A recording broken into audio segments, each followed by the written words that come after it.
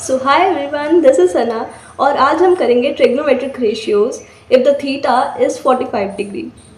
तो सबसे पहले तो यहाँ पर मैंने एक ट्राइंगल लिया है, राइट एंगल ट्राइंगल, जो कि एंगल बी पे राइट एंगल्ड है। Angle C B A is 90 degree. ठीक है, तो सबसे पहली बात, जो ए सी है वो एज ऑलवेज हाइपोटेन्यूस होगा, क्योंकि जो भी राइट एंगल होता है उसके बिल्कुल ऑपोजिट वाली साइड हमेशा हाइपोटेन्यूस होती है। तो in this case A C is hypotenuse. Okay, ये हाइपोटेन्यूस है। पर अब परपेंडिकुलर और बेस कौन सी साइड है, ये इस चीज़ पे डिपेंड करती है कि आप थीटा एंगल कौन सा लेते हो।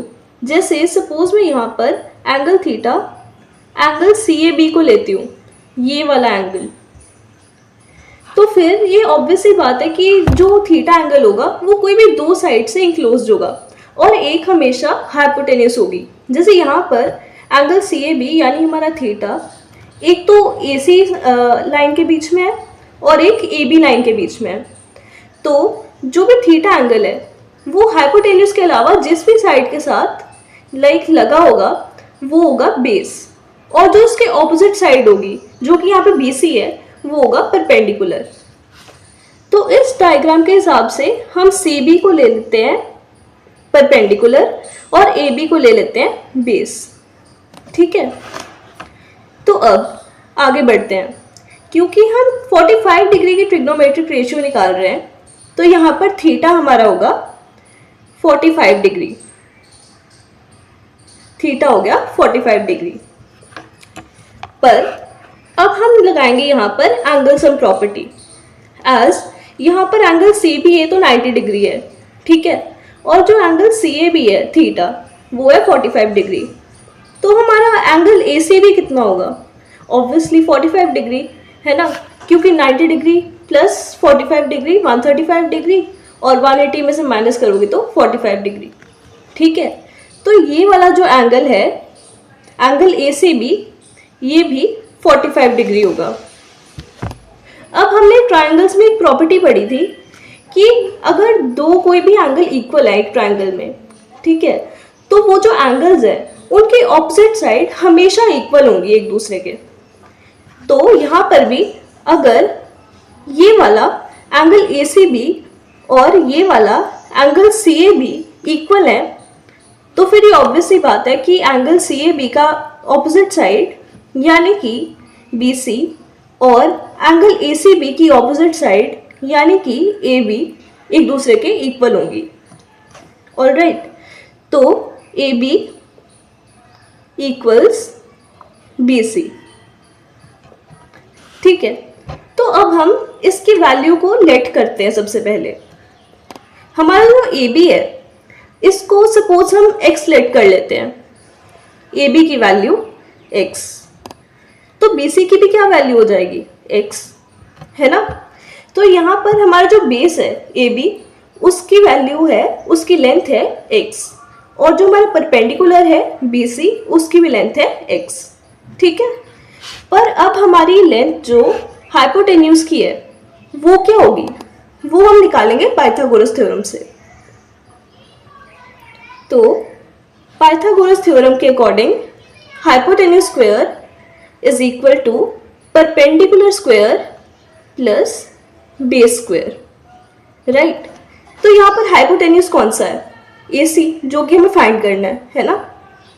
तो ए सी स्क्वायर इक्वल्स परपेंडिकुलर की क्या लेंथ ली थी हमने? एक्स, है ना। तो एक्स स्क्वायर प्लस बेस की लेंथ भी एक्स थी, तो x square plus x square.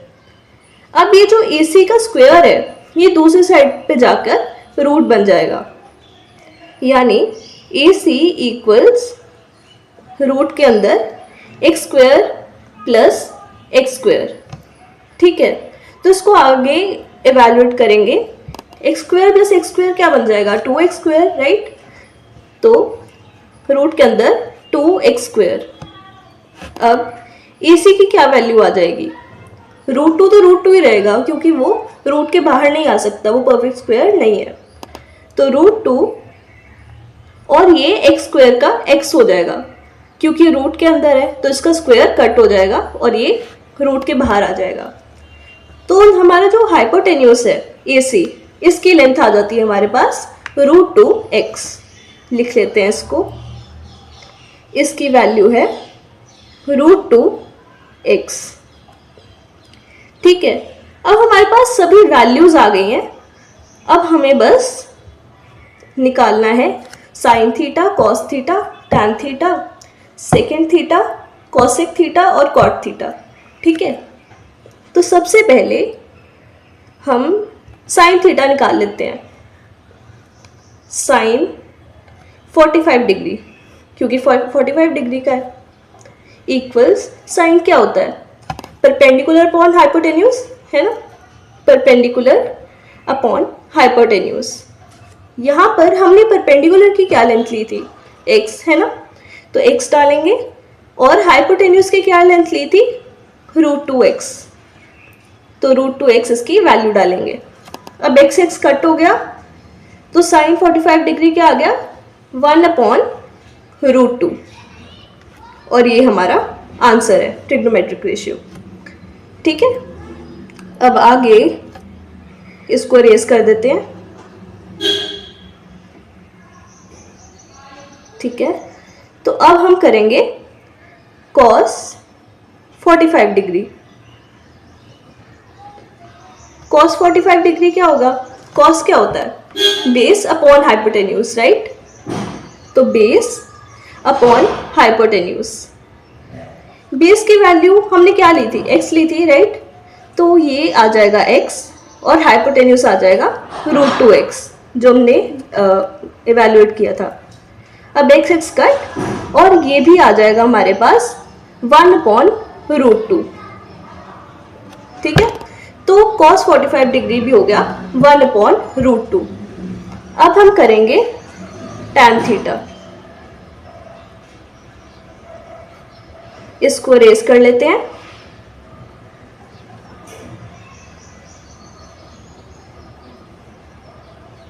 ठीक है, तो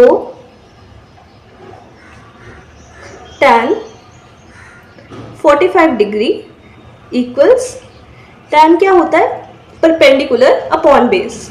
ठीक है, तो यहाँ पर परपेंडिकुलर और बेस दोनों इक्वल थे, दोनों की वैल्यू x थी, तो ये पूरी तरह से कट हो जाएंगे एक दूसरे के साथ और जो ट्रिग्नोमेट्रिक रेशियो है वो आ जाएगी 1। ठीक है, इतना क्लियर है। बाकी जो कॉसेक थीटा है वो साइन का उल्टा है, तो इसलिए उसकी वैल्यू आ जाएगी हमारे पास √2, क्योंकि साइन की वैल्यू क्या थी, 1/√2, राइट। तो जो कॉसेक है वो क्या होता है, साइन का उल्टा, यानी हाइपोटेन्यूस अपॉन परपेंडिकुलर, तो उसकी वैल्यू आ जाएगी √2। तब सेकंड क्या है, सेकंड हो गया कॉस का उल्टा, और कॉस हमने निकाला था वो भी था साइन की तरह ही 1/√2। तो जो हमारा सेकंड है, सेकंड 45 डिग्री, वो आ जाएगा √2। ठीक है, कॉस का उल्टा, रेसिप्रोकल। तो उसके बाद जो कॉट है, कोटेंजेंट, तो वो क्या है, टैन का उल्टा। यहाँ पर हमने टैन निकाला है 1, तो 1 का रेसिप्रोकल क्या हो जाएगा, 1, तो कॉट 45 डिग्री भी 1 आ जाएगा।